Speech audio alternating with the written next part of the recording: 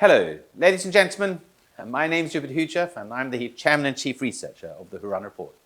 And today, I'm going to give you a few highlights, if you like, of our Hurun Global 500 Most Valuable Companies.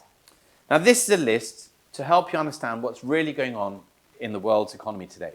The stories of these companies really do give you insights into what's going on into the world economy, where the world economy is going and where it is today. Why do I say that? Well, take a look at these 500 most valuable companies. Between them, they have a total sales of 22 trillion US dollars. Well, how do I put that into something that people can understand? Well, it's bigger than between them have more sales than the GDP of China. That's just 500 companies. Between them, they have 43 million employees. Well, again, what does that mean? That's the equivalent of the total workforce in Germany. Just 500 companies. Between them, they have a value of 49 trillion US dollars. And again, what does that mean? Well, that means basically over the next 10 years, investors expect these companies to create 49 trillion US dollars of profits. That's when the mind starts boggling, in fact. And how do we compare, for example, again, say the Fortune Global 500? Because that's a question we often get asked. Well, Fortune ranks based on sales, whereas we rank based on value. And sales has the advantage, it looks at the last year, whereas value looks forward. Value basically means that for listed companies, it's a market cap, or for unlisted companies, it's most recent valuation. Fortune also includes state-controlled companies, whereas we don't. We only look at non-state-controlled companies. So the likes of Saudi Arabia's Aramco is not in our list. The likes of Chinese companies like Maotai or ICBC Bank, which are all state-controlled businesses, are also not featured on our list.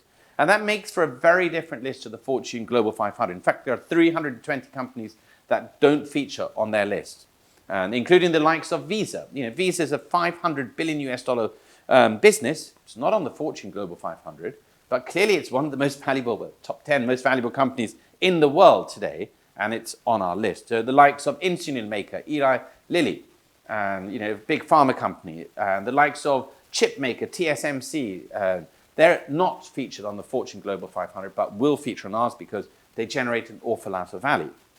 So what is the story of the global economy in the last year? Well, in the last year, our 500 companies have dropped 11 trillion US dollars worth of value. That's an awful lot. And they've dropped on average 31 billion US dollars per day, if you wanted to work it out per day. And the big sufferers this year have been media and entertainment, the likes of Meta, and that's Facebook's mothership. They've lost most in the last year. And the likes of Amazon and retail, they've lost the second most. So they're the big losers, if you like, of the last year.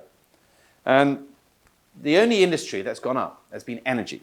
And that's on the back of the big rise in energy prices, driven partly by the Russia-Ukraine war, but also by general inflation across the world.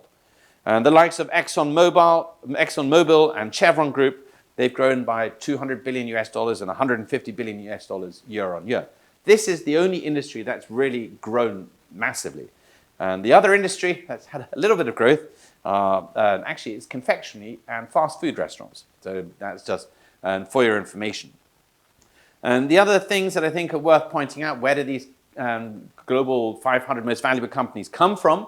Well, it's the US is absolutely head and shoulders number one in the world.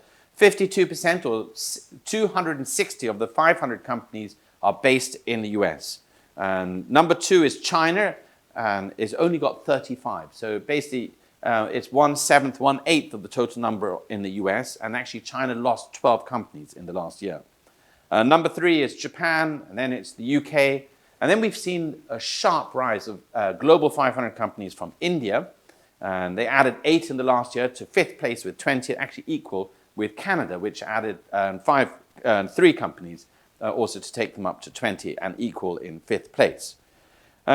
When we sort of look a little bit deeper into these companies, you find out that the average age that they are founded is 65 years. And although 123 of them, can you believe it, have histories of over 100 years. And that's really fundamental. These are very substantial companies, multinationals in the world. But to be an average age of 65 years is pretty significant.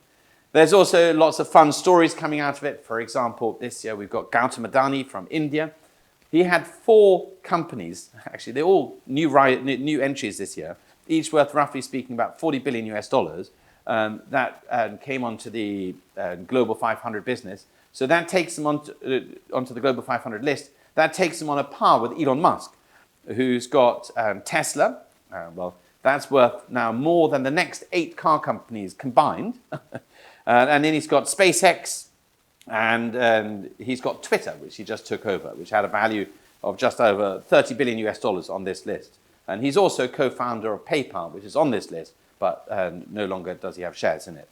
Anyway, so there you go. That gives you a brief insight into this list. I think it's really, really good list for you to help you understand what's going on in the global economy. These 500 companies really, truly are the backbone of the world economy. Look at the world's big 4, for example. Apple, and 2.4 trillion US dollars. Microsoft, 1.8. Amazon was overtaken by Alphabet. But they are the world's big 4. They make up 14% of the total value of the 500 most valuable companies in the world. They're the $4 trillion businesses and have stayed so for the last 2 years.